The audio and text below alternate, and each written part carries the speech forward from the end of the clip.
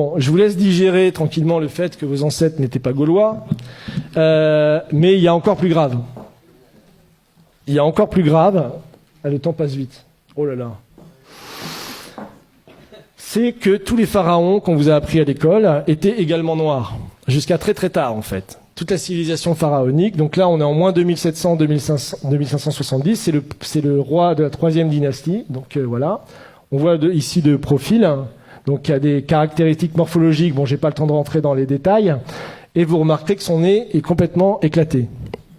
Voilà, donc ça c'est son gouverneur, c'est celui qui a battu la fameuse pyramide de Saqqara, moins 2600 avant Jésus-Christ. Donc on voit également qu'il a le nez cassé et une coiffe tout à fait occidentale. Donc ça c'est 2700 également avant Jésus-Christ. Ça c'est le dernier souverain de la 3e dynastie. Donc on voit un profil également typiquement européen que vous pouvez voir évidemment. C'est assez flagrant avec une coiffe tout à fait alsacienne, donc typique justement du sud de l'Égypte. Donc voilà, vous remarquez qu'il a également le nez cassé. Hein. Voilà, ça enfin c'est un petit peu plus tard. Donc c'est Ramsès III, c'est le plus connu, qu'on vous présente souvent à l'école, mais on vous présente pas cette version-là à l'école. Hein. On vous le montre sur un hiéroglyphe. Donc également un profil tout à fait négroïde, comme on dit, et à qui on a également cassé le nez. Par contre, ce qui est marrant, c'est que j'ai mis la source de Wikipédia, parce que Wikipédia, malgré qu'ils utilisent un langage, comme vous pouvez le voir, extrêmement évolué, hein, l'analyse génétique montre que Ramsès III et l'homme E, probablement père et fils, et qu'ils appartiennent tous deux à l'aplogroupe du chromosome YE1B1A13, et que l'on trouve principalement en Afrique subsaharienne. Voilà. Vous avez bien mélangé le tout. Mais bon, il est d'Afrique noire. Hein, mais il ne faut pas le dire comme ça. Donc voilà. Donc là, on est quand même en 1186 avant Jésus-Christ.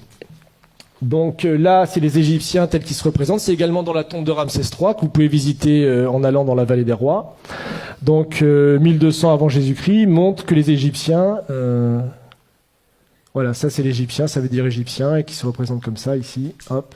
Voilà, l'Égyptien vu par lui-même, donc voilà, ça c'est 1200 avant Jésus-Christ. Donc imaginez un petit peu.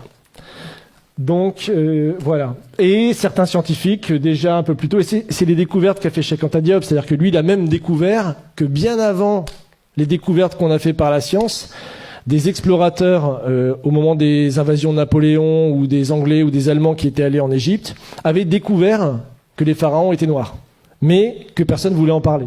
Donc lui, c'est Lepsius, c'est le fondateur de l'égyptologie en Allemagne, et il dit, voilà, tout simplement, bon, c'est une citation de son livre, que vous pouvez trouver sur Internet, là où on s'attendait à voir un Égyptien, bizarre, on trouve un nègre authentique, tout à fait original.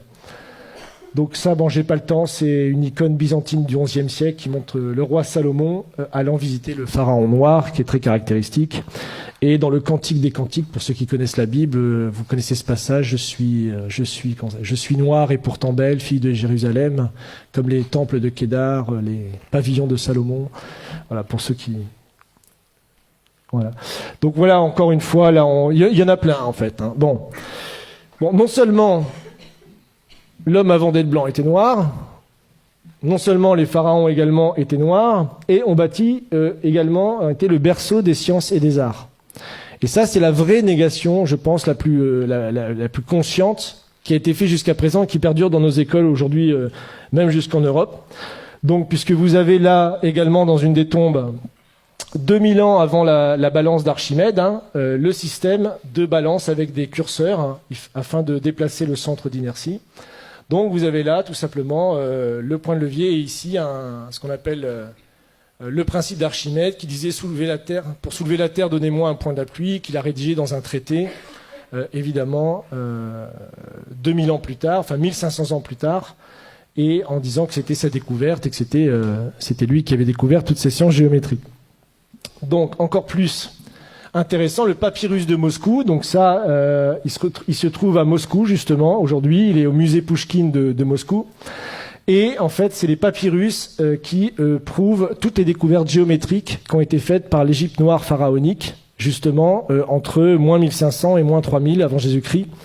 Donc là, vous avez par exemple la pyramide tronquée, vous avez le calcul de la demi-sphère, vous avez Pythagore, vous avez le calcul des ellipses. Vous avez ça aussi, là c'est l'autre papyrus de Rhind. Donc vous avez ici donc, le théorème de Thalès. Donc, ça vous trouvez aussi dans des tombes, dans le papyrus. Donc ici, et Thalès lui-même a avoué qu'il avait fait sa découverte en Égypte.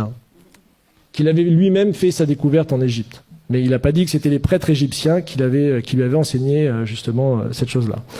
Donc ils se sont tout accaparés. Donc là, ils ont même été jusqu'à calculer des coniques. On retrouve des études de coniques. Bon, ça c'est pour les matheux, qui sont soi-disant attribuées beaucoup plus tard, plus de 3000 ans plus tard. Là, le calcul de l'ellipse, de la demi-sphère, toutes ces choses-là ont été découvertes déjà avant moins 2000 par les Égyptiens à l'époque. Donc, encore plus fou, c'est que les pyramides ont été faites, elles, encore plus tôt. Donc c'est 2600 pour la pyramide, je crois que j'ai les dates ici. J'ai encore un peu de temps. Oui. Donc ça c'est la pyramide de Khéops qui a été faite en 2500 avant Jésus-Christ.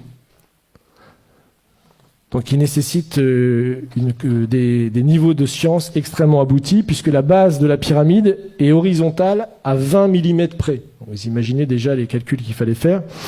Et pour obtenir un carré parfait de la pyramide, c'est seulement 0,05% d'erreurs qui ont été faites. Aujourd'hui encore, moi j'ai lu des thèses qui datent de 1970 qui vous prouvent qu'il est impossible que les Égyptiens aient construit les pyramides.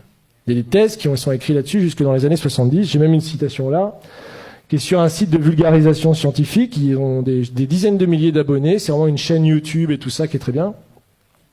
Et vous pouvez lire que, sachant que les mathématiques, la géométrie et autres sciences nécessaires à de tels résultats n'existaient pas dans l'Égypte ancienne, en tout cas pas sous une forme élaborée, Pythagore évidemment ne naîtra que 1000 ans plus tard, comment les Égyptiens sont-ils parvenus à un tel degré de perfection? Pas de révélation évidemment dans ce site, mais rassurez-vous, les égyptologues continuent de chercher. Donc ça c'est publié en 2015. Vous imaginez. Donc ça, c'est pour vous montrer les dates justement des grands découvreurs qu'on apprend à l'école. Donc le théorème de Pythagore, Thalès, le théorème de Thalès, évidemment, puis d'autres scientifiques qui ont travaillé sur les coniques ou Archimède. Donc voilà. Enfin, pour finir, ça c'est une image peinte du Sphinx à l'époque de Napoléon par quelqu'un qui s'appelle Vivant Denon, et donc qui est assez caractéristique, comme vous pouvez le voir, de la race négroïde des Égyptiens. Donc ça, c'était publié à l'époque, et lui-même disait, je vous cite, « Je n'eus que le temps d'observer le Sphinx, qui mérite d'être dessiné avec le soin le plus scrupuleux, et qui ne l'a jamais été de cette manière. Quoique ses proportions soient colossales, les contours qui en sont conservés sont aussi souples que purs. L'expression de la tête est douce, gracieuse et tranquille. Le caractère en est africain, mais la bouche dont les lèvres sont épaisses a une mollesse dans le mouvement et une finesse d'exécution vraiment admirable. C'est de la chair et de la vie. Quant au caractère de leur figure humaine, n'empruntant rien des autres nations, ils ont copié leur propre nature, qui était plus gracieuse que belle. En tout, le caractère africain, dont le nègre à la charge est peut-être le principe. » Donc ça, le Sphinx, je vous rappelle, c'est en même temps que les pyramides, c'est 2600 avant Jésus-Christ. C'est d'ailleurs jusque la basilique Saint-Pierre de Rome, je crois que c'est plus grand que la basilique Saint-Pierre de Rome encore aujourd'hui, et c'est encore aujourd'hui la plus grande sculpture réalisée sur un seul bloc, 2600 ans avant Jésus-Christ. Donc c'est encore une prouesse scientifique qu'on ne sait pas expliquer aujourd'hui. Donc voilà, et pour finir, puisque le temps presse, ça c'est un proche également de Napoléon, donc qui a été avec lui dans les voyages en Égypte, et qui fait cette citation sur laquelle je terminerai, pour vous laisser réfléchir à tout ce que je viens de vous dire. Donc il parle justement des Égyptiens. Tous ont le visage bouffi, l'œil gonflé, le nez écrasé, la lèvre grosse, en un mot un vrai visage de mulâtre. J'étais tenté de l'attribuer au climat lorsqu'ayant été visiter le Sphinx, son aspect me donna le mot de l'énigme. En voyant cette tête caractéristique du nègre dans tous ses traits, je me rappelais ce passage remarquable d'Hérodote où il dit « Pour moi, j'estime que les Colches sont une colonie des Égyptiens, parce que comme eux, ils ont la peau noire et les cheveux crépus. » C'est-à-dire que les anciens Égyptiens étaient de vrais nègres. Mais en revenant à l'Égypte, le fait qu'elle rend à l'histoire offre bien des réflexions à la philosophie. Quel sujet de méditation de voir la barbarie et l'ignorance actuelle des Coptes, issus de l'alliance du génie profond des Égyptiens et de l'esprit brillant des Grecs, de penser que cette race noire, aujourd'hui notre esclave, est l'objet de nos mépris, et celle-là même à qui nous devons nos arts, nos sciences et jusqu'à l'usage de la parole. Imaginez enfin que c'est au milieu des peuples qui se disent les amis de la liberté et de l'humanité que l'on a sanctionné le plus barbare des esclavages, est mis en problème si les hommes noirs ont une intelligence de l'espèce de celle des hommes blancs. Donc ça, c'est tout le débat de l'époque pour savoir si puisque c'est la période de l'esclavage, on réhabilite l'esclavage, qui sera réaboli que plus tard en 1848. Donc on voit que le débat a été posé, et la vraie découverte de Cheikh Anta Diop, c'est de montrer même que ces découvertes à lui étaient déjà connues à une époque, mais qu'elles ont été passées pendant plus de 200 ans, jusqu'à la période de Cheikh Anta Diop, sous silence. Personne ne connaissait ces citations. Donc voilà.